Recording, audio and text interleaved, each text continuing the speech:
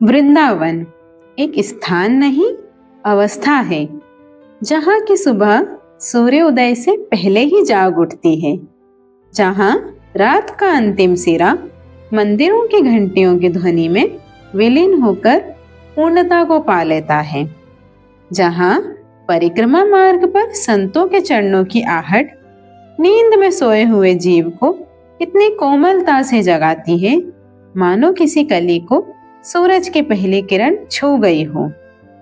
पर यह जागरण केवल शरीर का नहीं होता, यह उस जीव का जागरण है जो अनादिकाल से मोह निद्रा में सोया हुआ है। बड़े ही प्रेम से वृंदावन उस जीव को जगाता है। ऐसा है हमारा प्यारा वृंदावन। वृंदावन किसी शहर का नाम नहीं है, यह तो वो दिव्य स्थान है जहाँ प्रिया प्रीतम अपनी नित्य लीला करते हैं। ऐसा कहा जाता है जहाँ धामी वहाँ धाम स्वयं प्रकट हो जाते हैं। जिसके हृदय रूपी भूमि में प्रेम रूपी बीज अंकुरित हो गया है और उस बीज से सुंदर पुष्प की महक उसके संपूर्ण जीवन को महका देती है। उसका संपूर्ण जीवन उस प्रेम रूपी पुष्प से महकने लगता है। उसका निर्मल चित्त यमुना जी की किलोल करती लहरों सा प्रतीत होता है।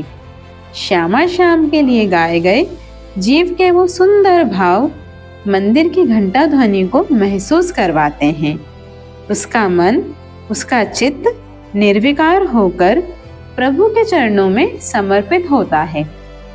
तो ऐसा लगता है कि वृंदावन की कोई लता से सुंदर पुष्प तोड़कर प्रभु के श्री चरणों में अर्पित किया गया है और ऐसी अनुपम भेंट पाकर प्रभु भी अत्यंत प्रसन्न होकर मुस्कुरा उठते हैं, मानो प्रभु उस जीव के मन रूपी पुष्प को स्वीकार कर रहे हैं। यह सुंदर दृश्य देखकर जीव का मन अंतस्तक झंकृत हो उठता है और वो नृत्य करने लगता है, जैसे कोई मोर वृंदावन में नृत्य कर रहा हो। और यह अवस्था जब प्रकट होती है तो हम स्वयं वृंदावन हो जाते हैं। फिर प्रभु हमारे हृदय में भी प्रकट होकर वैसे ही नित्य नवीन लीला करने लगते हैं जैसे वृंदावन में करते हैं। यह दिव्य लीला, यह दिव्य स्थान हर प्रेमी भक्त के हृदय में प्रकट होता है। इसीलिए कहा जाता है वृंदावन कोई स्थान नहीं है, कोई शहर नहीं है, ये एक अवस्था है जो श्यामा श्याम के करीब ले जाती है और उनकी प्रेममयी लीलाओं का हमें अनुभव कराती है। राधे राधे।